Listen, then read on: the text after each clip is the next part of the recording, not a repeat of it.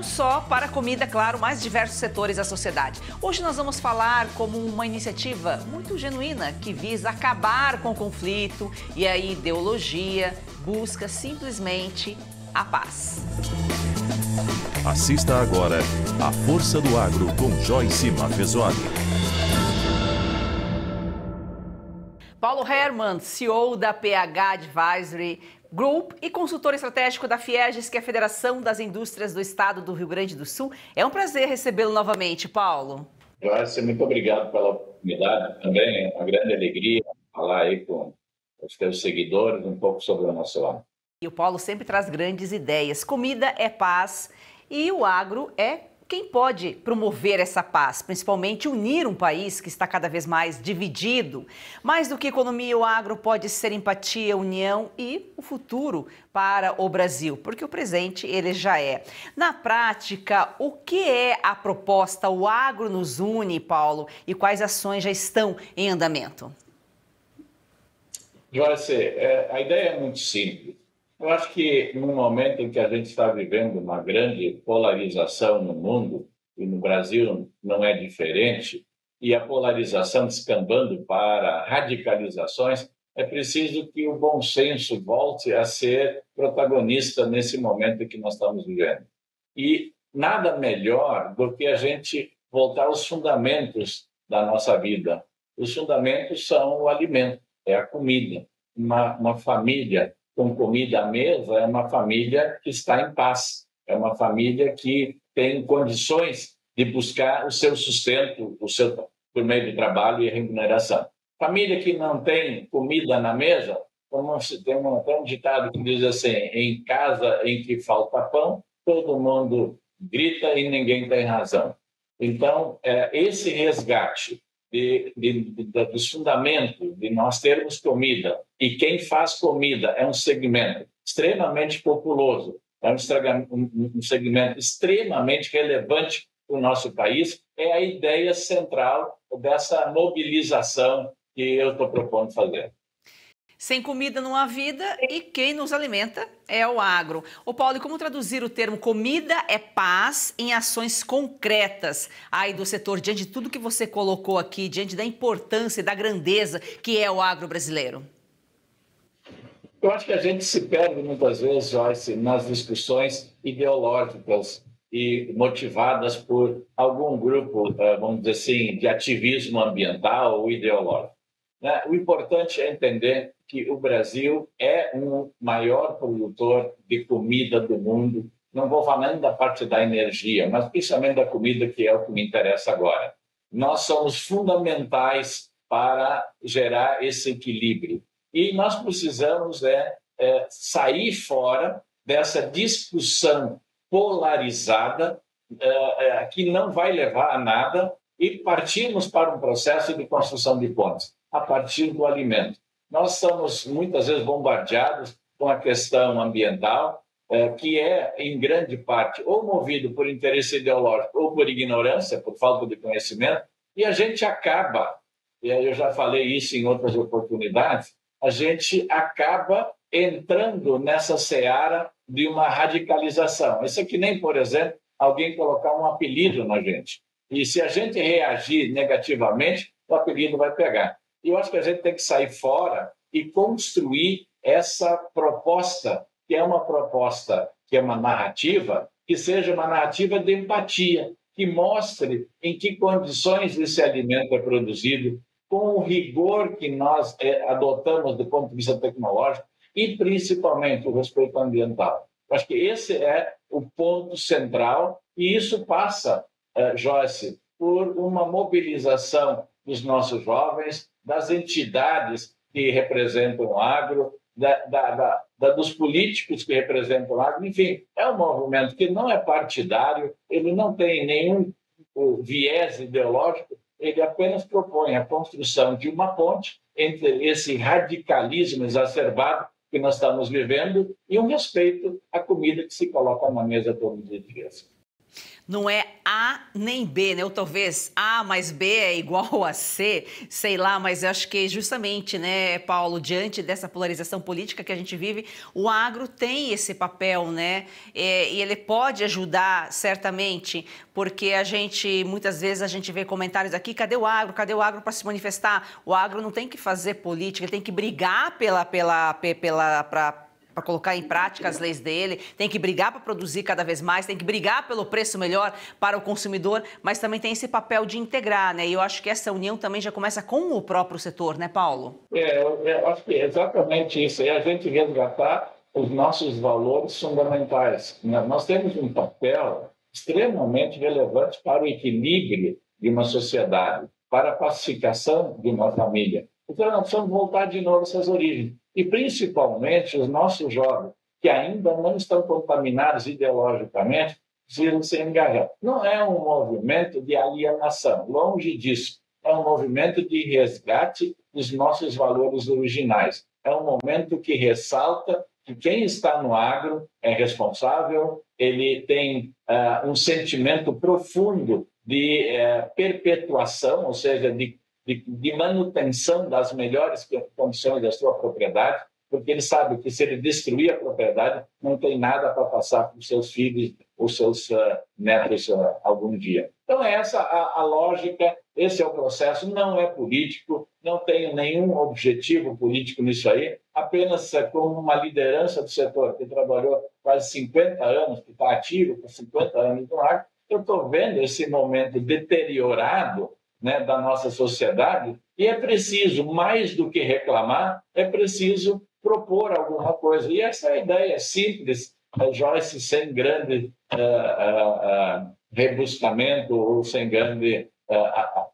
objetivo, que não seja apenas o da gente, como o maior setor. Nós representamos 30 e tantos por cento do PIB. Nós somos os maiores empregadores. Nós geramos uma balança comercial de mais de 100, 150 bilhões de dólares por ano. Nós somos a maioria silenciosa. Essa maioria precisa se mobilizar, precisa se movimentar e mostrar que nós temos uma política para esse país que não é da radicalização, não é da destruição de valores, mas sim da construção de valores, da construção de um futuro melhor para os nossos filhos. É justamente essa maioria tem que sair do silêncio, tem que falar, tem que se manifestar.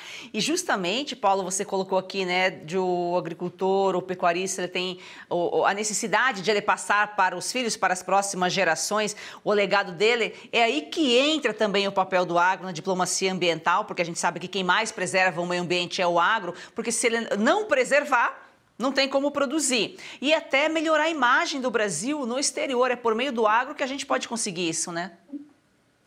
Eu acho que o agro tem um desafio, né? Esse de propor a pacificação do país, eu acho que é importante. A segunda é a construção de uma narrativa.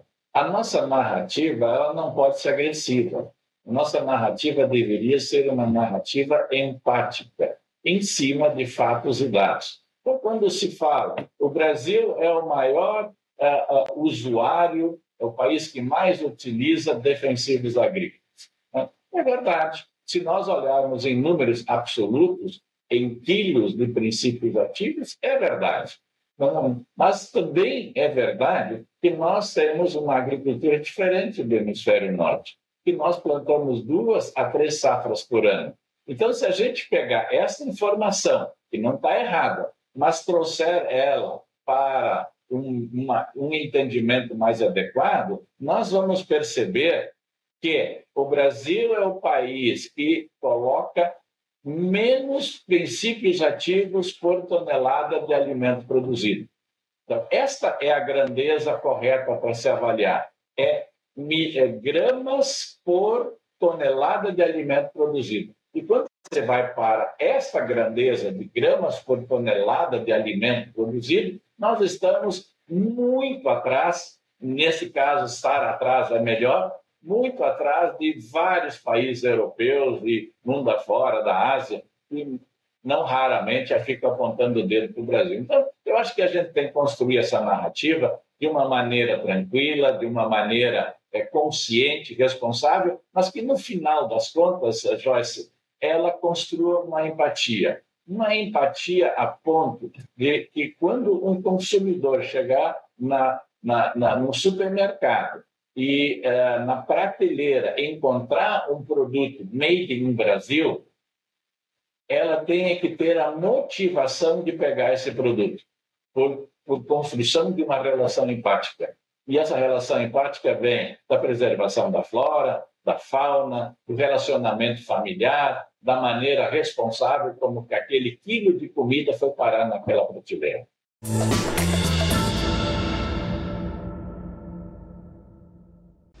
Por que decidimos liberar o plano de R$10? Bom, os conteúdos produzidos pela Brasil Paralelo buscam levar esclarecimento a todos os brasileiros, unindo educação e entretenimento. Queremos que o maior número de brasileiros tenha acesso ao que produzimos. Atuamos de forma independente e cada produção tem um grande custo para nós. Tudo o que fazemos é financiado pelos nossos membros assinantes. E contamos com mais membros para seguir produzindo mais conteúdos que transformam a cultura do Brasil. Chegamos ao menor preço possível, para que mais pessoas possam assinar a nossa plataforma e ter acesso a todas as nossas produções originais, que são os nossos documentários, trilogias e séries. Nos últimos 8 anos, produzimos centenas de conteúdos originais, e com apenas R$10 por mês, você pode ter acesso a todos eles em nosso plano anual. Toque em Saiba Mais e seja um membro assinante hoje mesmo. Muito obrigado e até breve. Nem todo mundo tem familiaridade com o digital, mas todo brasileiro tem direito de saber o que está acontecendo de verdade. Vem aí a Oeste TV. Assine a Oeste. Faça parte dessa história.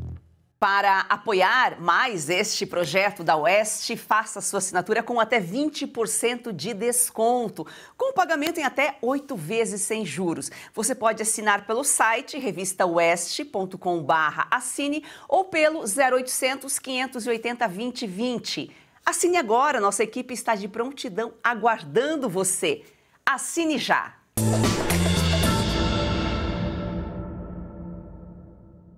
Você tem um projeto com os jovens, como que está? Explica um pouquinho aqui para o nosso público relembrar o trabalho que você está fazendo com os jovens. Olha, Joyce, quando você chega na minha idade e depois de ter uma carreira de décadas, você está muito preocupado com sucessão, com jovens, com o futuro, para dar continuidade. E o agro brasileiro, nesses 50 anos, ele se desenvolveu demais, ele desenvolveu muito. Eu diria que na economia brasileira só tem 2 segmentos que andaram muito mesmo, né, modernizaram. Um, o setor bancário. Mas se você analisar o quanto o setor bancário evoluiu nos últimos 50 anos, eu vou pegar agora recente o fato do PIX, né, no mundo inteiro não tem... o cara que fez o PIX, ele merece prêmio Nobel de Economia. Essa que é a verdade. E, da mesma forma, nós deveríamos ter um prêmio Nobel da paz, um prêmio Nobel do agro, né, para ressaltar tudo que foi feito. Mas os jovens precisam ser preparados. O agro ele ficou globalizado. Hoje nós alimentamos milhões de pessoas ao redor do mundo, e tem toda uma cadeia de comercialização, de movimentação, de logística, que a meninada precisa entender. A segunda coisa, Joyce, nós precisamos insistir mais com a questão do inglês. Nós não falamos inglês no Brasil, e no interior menos ainda. Como é que a gente vai se comunicar com esses mercados se a gente não tem esse mínimo, essa ferramenta mínima? Nós vamos ter, aí a gente tem medo do mundo. A gente, quando não consegue se comunicar, a gente fica intimidado. E aí a gente vira presa fácil dos atravessadores, dos espertalhões.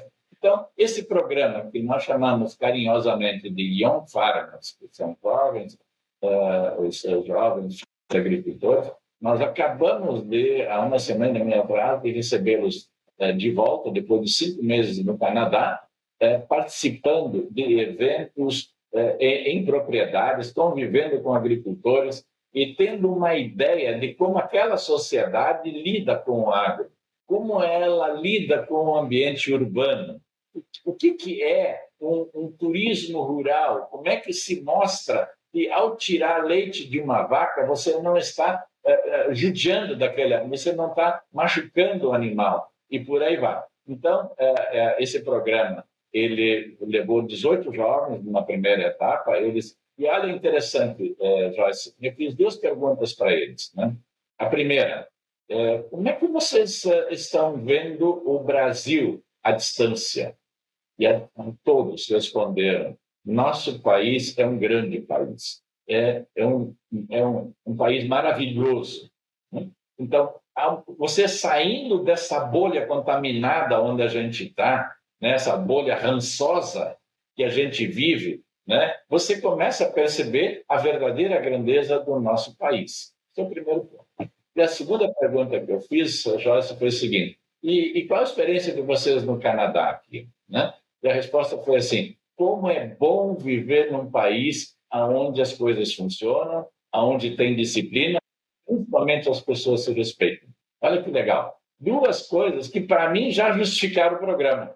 Eles voltaram falando inglês, alguns um pouco mais, outros menos, não? Perderam o medo do mundo, enfrentaram 5 meses sozinhos, tem gente que nunca tinha pego um avião na vida, né? E já enfrentou imigração, mas já viveu 5 meses em outro país, mas mais importante que tudo isso, como é bom viver numa sociedade estruturada e como o nosso país é legal e está cheio de oportunidades.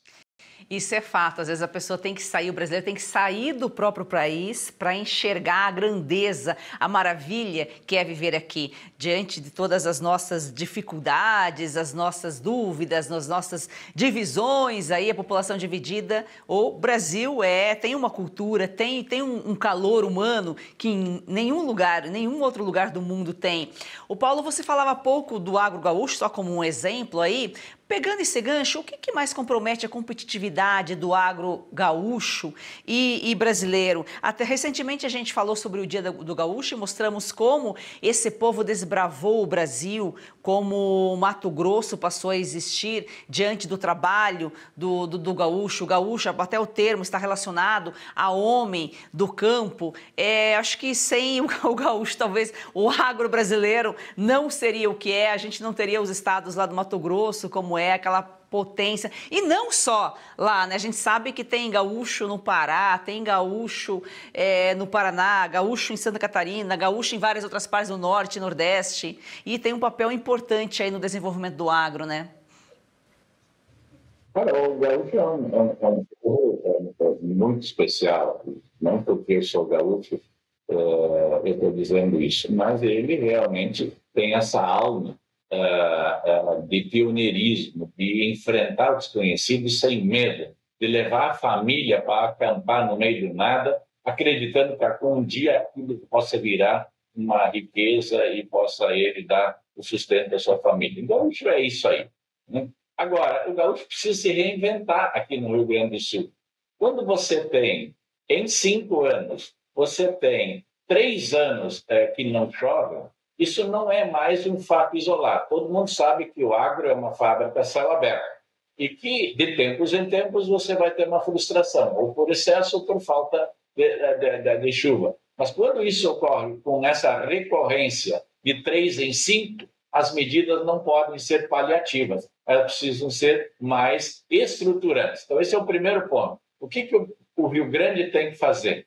O Rio Grande ele tem uma área que poderia irrigar de quase 2 milhões de hectares, que é essa área do centro do estado para a região noroeste, que é onde estão ocorrendo essas incidências de falta de chuva, quase 2 milhões, sendo mais preciso, 1.900.000 hectares, e ele irriga nessa região 115 mil, ou seja, menos que 10%. Então, essa é a primeira constatação. Nós estamos com um desequilíbrio de clima e que nós não estamos recorrendo ao que tem que ter nesse caso, que é a água. Então, esse é o primeiro ponto, né? Nós precisamos colocar. A segunda pergunta é o seguinte: quanto chove no Rio Grande por ano? qual é a precipitação média anual no Rio Grande?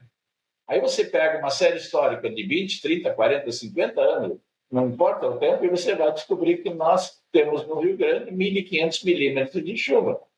Então, o problema não é falta de chuva, é ela mal distribuída. Quando você tem um problema de chuva mal distribuída, a primeira medida é tentar acumular essa chuva. Está chovendo, mas porque nós não podemos ir embora, nós temos que segurá-la. Então, isso é uma ação que precisa ser feita de construção de pequenos barramentos, pequenas barragens a nível de propriedade, para que o agricultor possa segurar aquela água que cai regularmente para usá-la num período em que não chove. Isso é uma iniciativa que tem que acontecer. A segunda é a irrigação propriamente dita.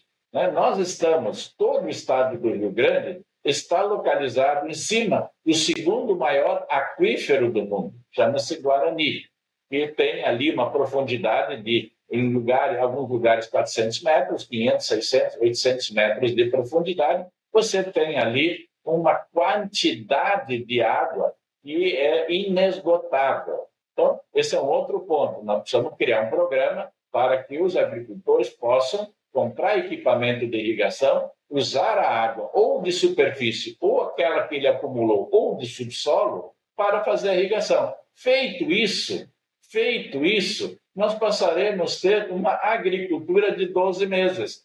Nós passaremos a ter água 12 meses por ano. E aí nós podemos trazer mais uma cultura, mais uma receita e sair fora desse processo vergonhoso que, pela própria característica e cultura do gaúcho, ele é muito caro ficar correndo atrás das autoridades e buscando uma solução por curto prazo, por meio de securitização ou alongamento de dívida. Ninguém gosta de fazer. Isto é humilhante para quem tem essa vocação de produção, essa vocação para botar comida na mesa, na sua mesa e de outros. Então, problemas recorrentes têm que ter ações estruturantes. Não basta fazer ações paliativas que não vão resolver o problema.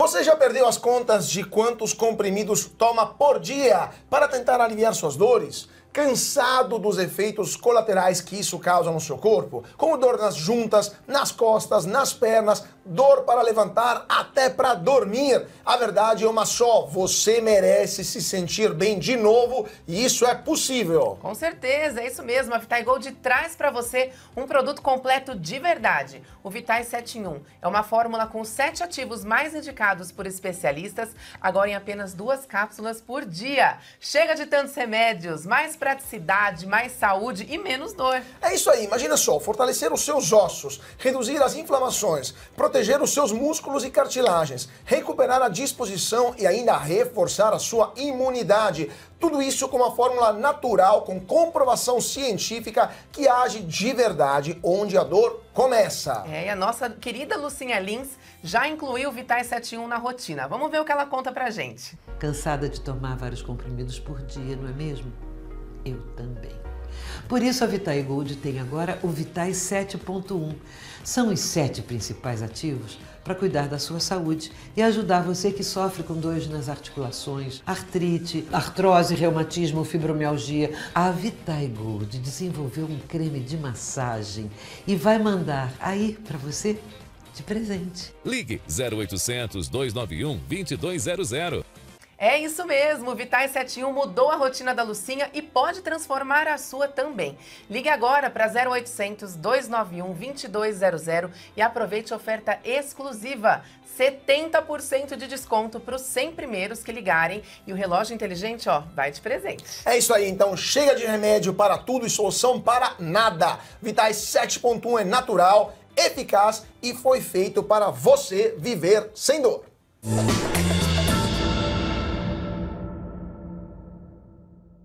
E como equilibrar aí a produção em larga escala com a preservação ambiental, que a gente sabe que também isso acontece já?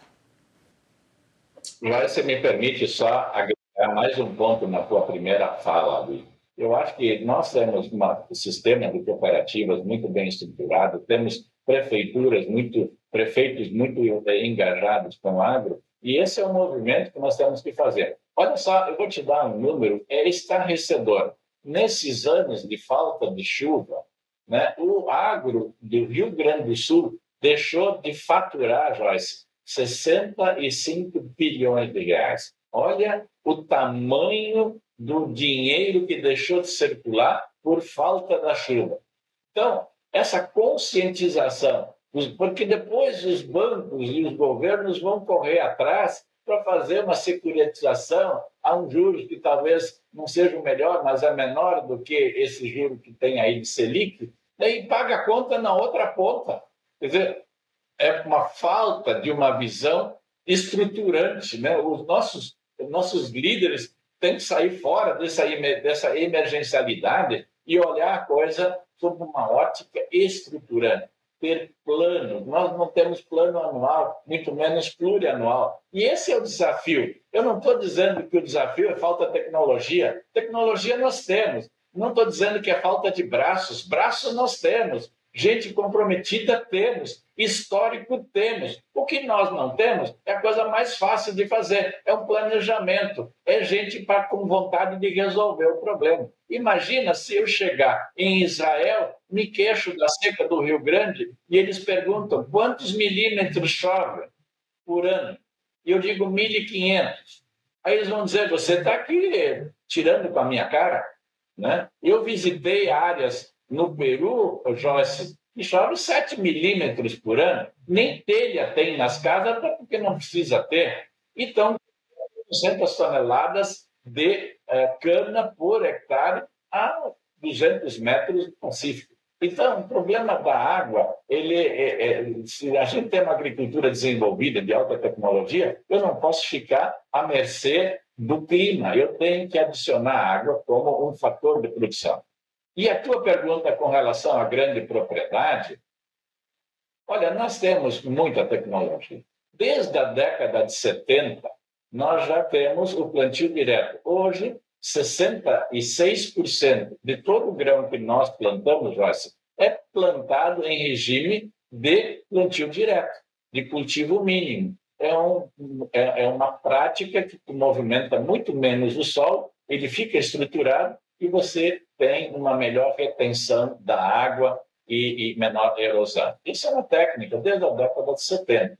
Na década de 90, nós criamos o que antigamente a gente chamava de safrinha, né? Que era aquela tentativa, já que sobrou um pouco de semente, um pouco de adubo, eu vou fazer uma safrinha. Se chover, está bem. Se não chover, eu já tive a safra principal. Isto hoje é proibido de se falar em safrinha. Hoje a gente tem que falar em primeira safra e segunda safra. E a segunda safra de milho, só para ter uma ideia, ela é 2 vezes maior que a primeira safra de milho. Então não é safrinha. Todo o algodão que a gente planta, Joyce, não é na primeira safra, é na segunda safra. E isso só tem no Brasil, isso só tem nos trópicos, porque a agricultura precisa de sol. A agricultura é fotossíntese. E só se consegue fazer 2 safras num lugar onde a gente tem sol. E para terminar, agora na virada do ano 2000, 2005, 2010, né, a Embrapa nos trouxe de presente uma tecnologia chamada integração lavoura, pecuária, floresta, em que, além de tudo isso, além de você plantar a primeira safra de soja, a segunda de milho, na hora que você planta milho, você já põe uma braquiária, que é um pasto, e quando você colher o milho, fica o pasto, aí você põe o boi. E ainda você pode botar floresta. Então, isso são exemplos de produção em ambiente sustentável, em que você consegue produzir mais, dobrar a produção na mesma área. Esse sistema é um sistema que reduz a pressão sobre a abertura de novas áreas e, mais importante, Joyce, nós temos hoje no Brasil algo em torno, e aí ninguém sabe esse número preciso, mas eu vou dar um número ali que não está muito errado. Nós devemos ter 80 milhões de hectares que estão em regime que a gente chama de pastagens nativas ou degradadas. Esses 80 milhões equivalem exatamente à área que nós plantamos hoje. E são áreas que têm baixíssima produção. Ou seja, nós poderemos trazer estas áreas para a produção de grãos, Joyce, sem precisar cortar uma árvore, e com essa tecnologia da integração da lavoura pecuária com a floresta, nós temos um ambiente altamente equilibrado e sustentável para produzirmos os nossos alimentos, fibras e energia. O Brasil é o país do agro, cabe a nós, brasileiros, defendermos o que temos de melhor. Paulo, muitíssimo obrigada aqui pela sua participação, pelas suas informações. Volte sempre que puder. Obrigado pela oportunidade, foi um prazer mais uma vez conversar contigo, Jéssica. Gratidão a você que nos acompanha aqui, a Força do Agro, de segunda a sexta-feira. A gente se vê amanhã.